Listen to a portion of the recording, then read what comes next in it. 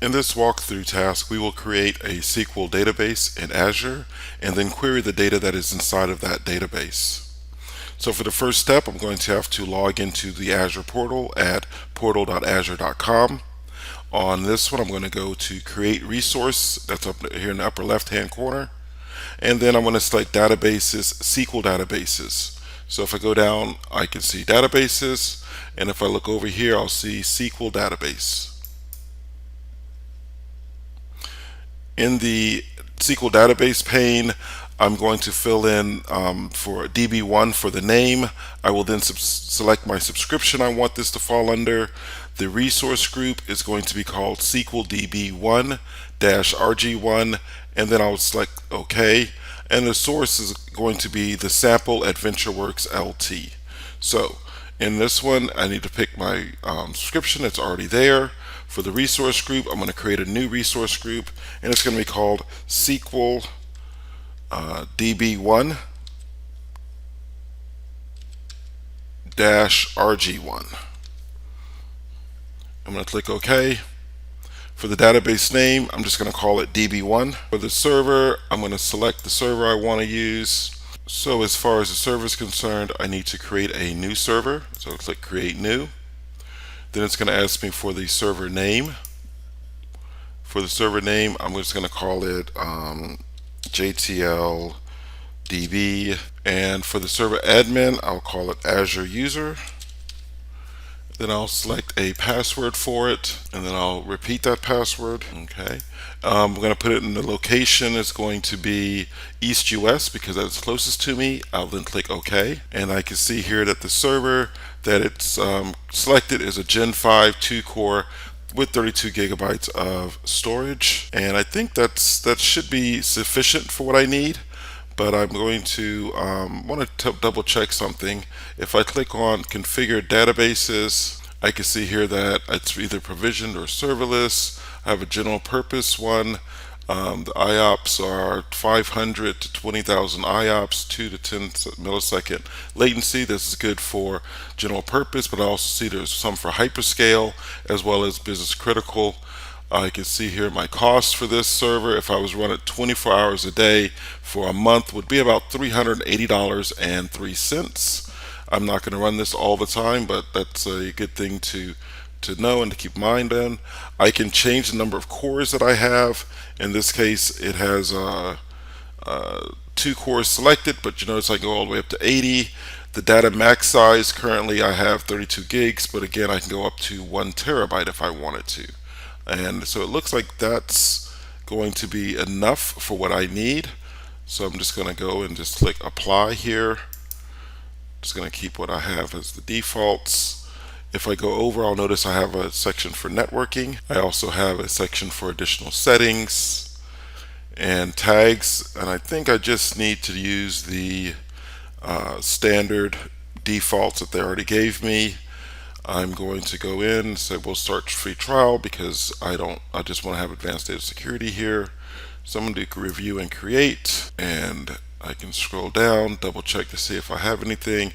Use additional data settings. So it's a good thing I checked here because I do know that I want to have the AdventureWorks data. So I'm going to go back into my additional settings.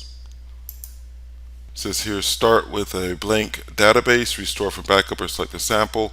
I want sample data, and it's going to bring up the AdventureWorks LT to be created as my sample database, which is what I want.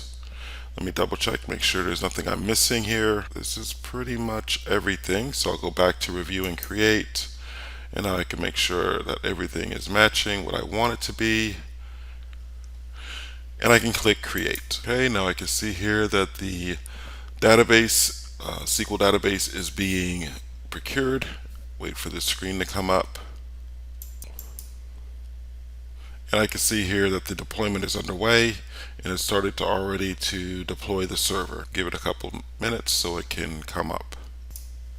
I can see that my deployment is complete. If I click on the deployment details, I can see that everything that is created, some storage accounts, it created the actual server itself, the databases are created.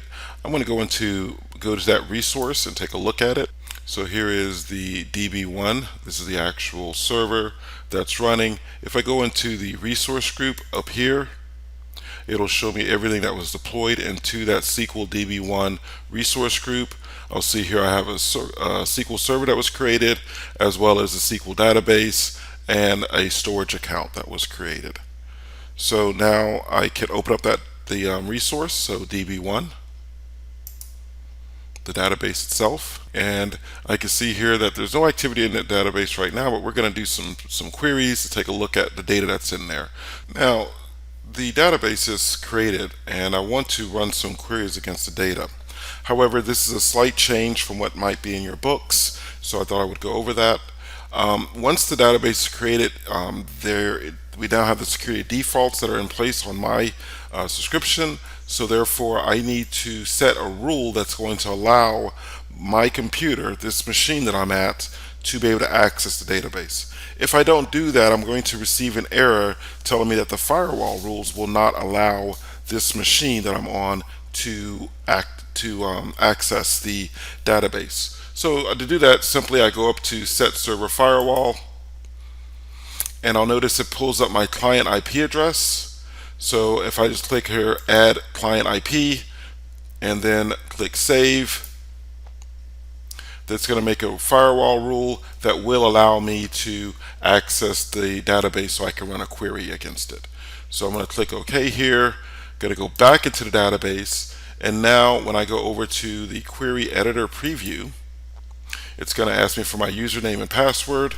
This is the same username and password that I set up when I had the machine built.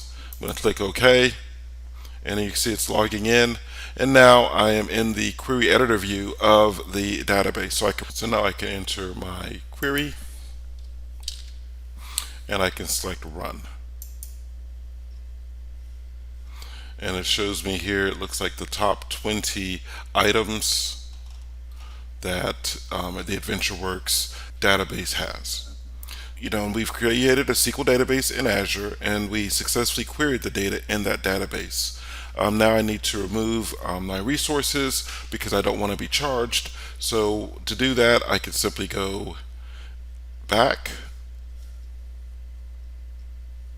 to the overview. I don't need to save the edits because I'm about to delete everything.